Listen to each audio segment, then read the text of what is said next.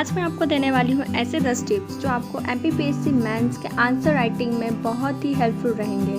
आप इन 10 टिप्स को फॉलो करके अपने आंसर राइटिंग को और भी बेहतर बना सकते हैं। तो चलिए शुरू करते हैं बिना किसी देरी के।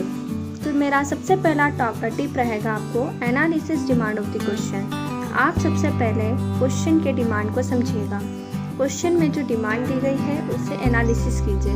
अर्थात आपको अगर क्वेश्चन दिया है कोई भी तो उसमें वो पूछना क्या चाह रहा है, व्हाट है ना, तो आप उसका व्हाट देखिए कि पूछना क्या चाह रहा है।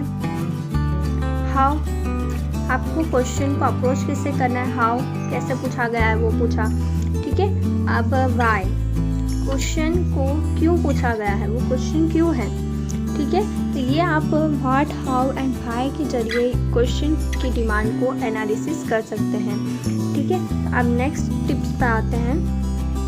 Find keywords of the question and underline. आपको सबसे पहले क्वेश्चन जब आप पढ़ रहे हैं तो आप उसके कीवर्ड्स को देखिए और उसे अंडरलाइन कर लीजिए ताकि आपको जो है आंसर राइटिंग करने में आसानी हो।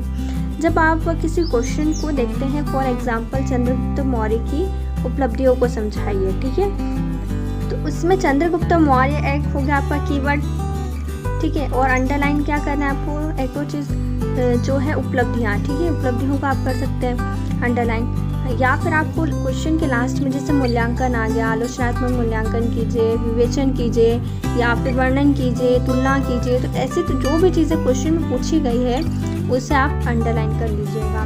जिससे क्या होगा कि आप जब आंसर राइटिंग करेंगे तब आपको पता चलेगा कि हमें लिखना क्या है आंसर में, ठीक है।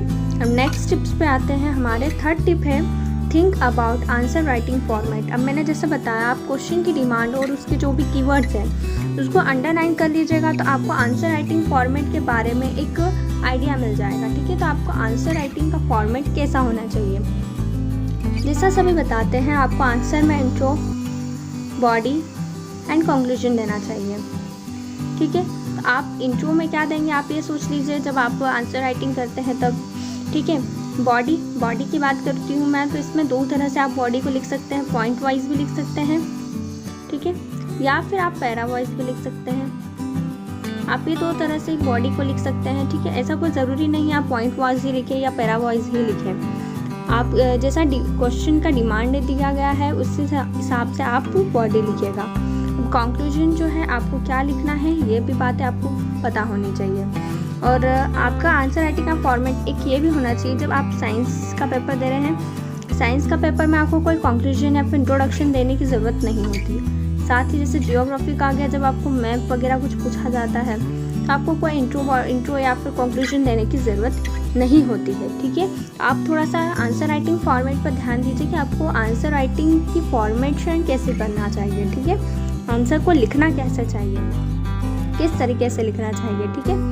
नेक्स्ट टॉपिक है cover multiple areas of the question. तो 4 टिप्स है हमारा cover multiple areas of the question. जब आप क्वेश्चन को पढ़ते हैं तब उसमें जो भी वर्णन, जो भी जिस भी चीज़ का आपको वर्णन करना है, डिस्क्राइब करना है या फिर कुछ भी विवेचन मूल्यांकन जैसी चीज़ें होती तो आपको मल्टीपल एरियाज उसके कवर करने हैं। जैसे सोशल हो गया, इकोनॉमिकल हो गया, पॉलिटिकल हो गया, कल्चरल हो गया, ऐसा आपको एरियाज आपको उसके देख लेने चाहिए कौन कौन से कवर हो सकते हैं। उसके अकॉर्डिंग आप जो है अपने आंसर राइट को फॉर्मेट भी कर सकते हैं। नेक्स्ट हमारा 5th टिप्स है प्रिपेयर कंटेंट एंड प्रेजेंटेशन। आप जब क्वेश्चन को पढ़ रहे हैं और उसका आंसर फॉर्मेटिंग कर रहे हैं तब आपका कंटेंट भी प्रिपेयर हो जाना चाहिए कि आपको लिखना क्या है आंसर में, ठीक है। ये बहुत ही इम्पॉर्टेंट हो जाता है। साथ ही उसका प्रेजेंटेशन भी बहुत इम्पॉर्टेंट है। आपको कंटेंट पता होता है पर आप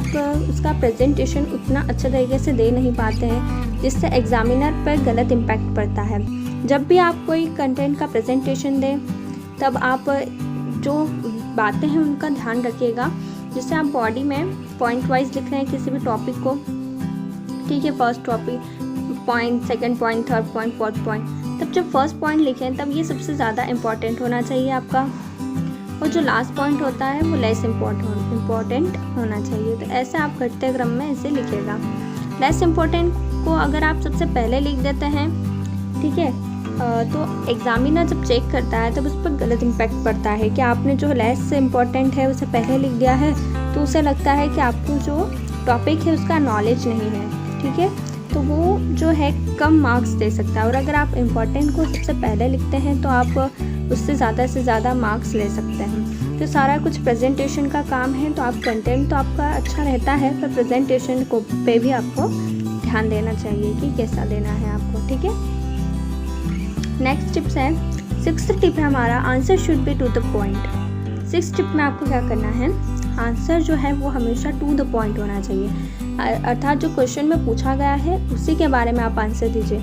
आप ज़्यादा इधर उधर की बातें ना ही करें तो बेहतर होगा, क्योंकि एग्जामिनर को पता होता है कि जो क्वेश्चन है उसमें आप आंसर उसके अकॉर्डिंग आपने लिखा है या नहीं लिखा है। आप एग्जामिनर को जो है धोखे में नहीं डाल सकते हैं किसी भी क्वेश्चन में, ठीक है। अगर आपको नहीं आता है वो क्वेश्चन का आंसर तो आप जो है उसके बारे में थोड़ा सा लिख करके छोड़ दीजिएगा। इससे क्या है कि आपको एग्जामिनर पे आपका गलत इम्पैक्ट नहीं पड़ेगा, ठीक है। अब नेक्स्ट टॉपिक है हमारा, understand about what the examiner search in your answer. तो आपको ये अंडरस्टैंड कर लेना चाहिए कि आपका एग्जामिनर आपके आंसर में क्या सर्च कर रहा है, या फिर जो आंसर आप जो एग्जामिनर सर्च करना चाह रहा है वो आपके आंसर में है या नहीं है। तो आपको सीधा सीधा क्या करना है, एग्जामिनर की पर्सपेक्टिव से सोचना है। जब भी आप कोई आंसर लिखते हैं तो आप जब घर पे प्रैक्टिस भी कर रहे हैं आंसर की, तब आप एनालिसिस कीजिए खुद के आंसर का कि हमारा आंसर एग्जामिनर जब चेक करेगा उसके माइंड में क्या क्या चीज़ें चलेंगी, ठीक है। हम उसकी डिमांड को फुलफ़िल कर पा रहे हैं या नहीं, हमारा प्रेजेंटेशन ठीक है या नहीं, हम उतना अच्छे से आंसर लिख पा रहे नहीं। तो आपको ये सारी चीज़ें भी ध्यान रखनी चाहिए। नेक्स्ट है हमारा, underline important words, facts, reports in your answers. हमारी 8वीं टिप में आती है, जो भी इम्पॉर्टेंट जो भी चीज़ें हैं, वर्ड्स हैं, फैक्ट्स हो गए, रिपोर्ट्स हो गई कमेटी की, तो वो सारे आपके आंसर में अगर डालते हैं आप तो उसे ज़रूर से अंडरलाइन कीजिए। कोई भी एग्जाम्पल आप अगर डाल रहे हैं कुछ भी अच्छा सा, तो आप उसे अंडरलाइन ज़रूर कीजिए। इससे क्या होगा, जब एग्जामिनर आपके आंसर को चेक करता है तो उसकी नज़र जो है अंडरलाइन किए हुए वर्ड्स पर ज़्यादा अच्छे से पड़ती है, तो उसे पता चल जाता है कि जो ये वर्ड है ये इम्पॉर्टेंट है, फैक्ट्स जो है वो इम्पॉर्टेंट है, इसने ये डाले हैं, तो उसे राइट करता है और ज़्यादा मार्क्स आपको देता है, ठीक है। ये उसकी हो गई एक मानसिक दशा है, मेंटल स्टेट है उसकी, कि आप जो है किसी भी चीज़ को अंडरलाइन करते हैं, वो हाईलाइट करते हैं, वो ज़्यादा अच्छे से उससे दिखेगी और उसमें वो ज़्यादा मार्क्स आपको देगा। 9th हमारा टॉपिक है कि if possible you should draw map, flow charts and diagrams, ठीक है। अगर पॉसिबल हो तो आप मैप बनाइए, फ्लो चार्ट्स बनाइए और डायग्राम्स बनाइए। अगर पॉसिबल हो तो आप अननेसेसरी जो मैप और फ्लो चार्ट्स हैं वो ना ही बनाइए तो बेहतर होगा, ठीक है, वरना आपकी जो आंसर है वो उतना ज़्यादा इफेक्ट नहीं देता है, ठीक है। अगर पॉसिबल है तो ही बनाइए। जैसे मैप का मैं पहले बता देती हूँ आपको, ज्योग्राफी है उसमें सारा मैप बेस्ट रहता है, तो आप जितने ज़्यादा मैप्स हो उसमें कितने ज़्यादा मैप्स बनाइए, जबकि बाकी पेपर्स में मैप्स वगैरह का कोई काम नहीं होता है। कुछ जो होते हैं जैसे पॉलिटी में कहीं कहीं पर आपको कुछ स्थान के बारे में बताना होता है, कहीं पर पॉलिटिकल रिलेशंस के बारे में बताना होता है, अब वहाँ पर मैप बना सकते हैं, ठीक है। तो कुछ जगह हैं वहाँ पर मैप आप बना सकते हैं, वरना आप कहीं पर भी मैप ना बनाएं, ठीक है। अब जैसे फ्लो चार्ट की बात आती है तो बहुत से लोग जो हैं बहुत ही ज़्यादा फ्लो चार्ट्स पर डिपेंड हो जाते हैं। इससे क्या है, आपकी वर्ड लिमिट तो कम होती ही है, साथ ही आपकी जो कॉपी है उतनी अच्छी नहीं प्रेजेंट करती है एग्जामिनर के सामने, आप उतना अच्छा अपने आंसर राइटिंग को नहीं कर पाते हैं, ठीक है। आप फ्लो चार्ट जो है बहुत ही जो सतर्कता के साथ उसका यूज़ कीजिएगा फ्लो चार्ट्स का।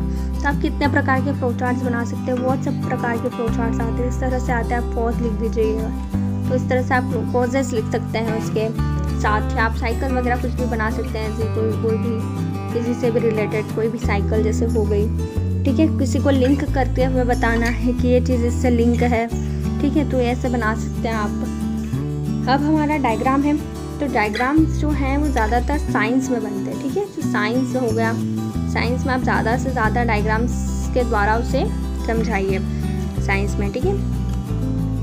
अब नेक्स्ट टॉपिक पे हमारा नेक्स्ट टिप है, link your answers with current affairs and other subjects. तो आपको जो लिंक करना है अपने आंसर्स को विथ किसके साथ, करेंट अफेयर्स के साथ और जो अदर सब्जेक्ट्स हैं जैसे पॉलिटी, इकोनॉमी, ठीक है। तो इनके साथ भी आपको जो आपके आंसर्स हैं उन्हें कनेक्ट करना होता है।